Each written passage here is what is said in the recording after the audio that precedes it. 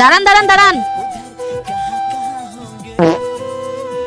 वो देख वो देख वो देख वो देख। হ্যাঁ এখানে দাঁড়ান, নামবো। চুরি করে নিলাম ম্যামের 500 টাকা।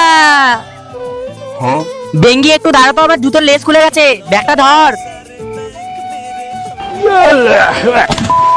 এবার দে একটা।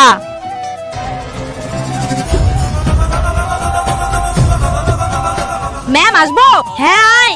আরে তোর টাই কোথায়?